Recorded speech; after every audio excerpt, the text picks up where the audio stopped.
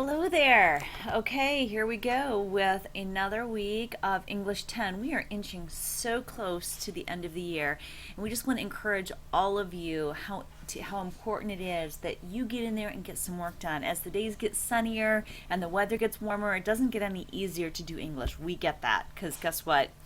We like to be out and about too. But we got to hang tough and get this done. Some of you have asked about summer school, and I'm going to tell you something that finishing your work in this class to pass is actually easier than summer school. If you need kind of a personal plan on how many assignments do I need to pass for the year or how many assignments do I need to get a B for the year, we'd be glad to talk that kind of stuff with you. But I just want to show you something over here real quickly. I've mentioned this before, but right here is where you can check your grade for the quarter at any time. And remember, too, that your end of the year grade is what's the most important. So what you do now contributes to that end of the year grade and can kind of set you up for a pretty sweet situation in terms of your grade point average. So do be aware of that good stuff. We're going to look a little bit this week at some more creative writing and some more stories. We're going to kind of be doing that for a little while, and then we'll shift gears in writing workshop to something different. But wanted to show you, first of all, that we want to invite you to do the discussion board. I liked how Mrs. Miranda named this. It says, write out loud. Post a poem or other writing here. Writing can include original creative writing or your response to this week's short story. You can give friendly feedback to others. Knock yourself out, be creative. There's no limits other than obviously school appropriateness for this writing assignment. So what all is going on this week? In writing workshop, as I mentioned, we're doing some creative writing.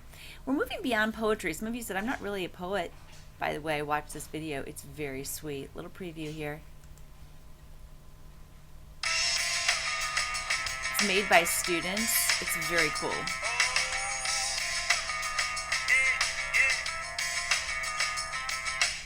Okay, we're going to create and express this week because that's part of the human experience, and you are human.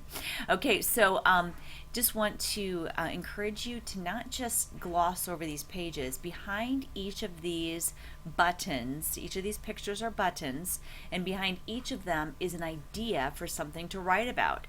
All of them are fair game. It's a choice situation for you. Play around, figure out. Don't go just by the picture, although the pictures are kind of fun, but click around and see what you find. And then we'll have the creative writing assignment. And the creative writing assignment, actually this page right here is going to be for next week. Let's look at the creative writing assignment real quickly here. I clicked too many pages.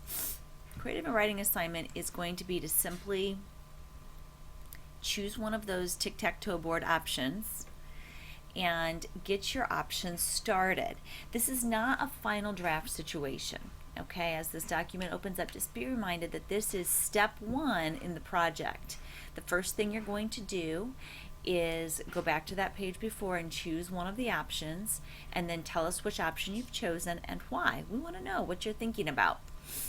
Then create your rough draft right here. It can be a poem, it can be a song, it can be a rant, it can be a journal, anything, okay? Any of those options that are listed here that have pictures behind them on the other page.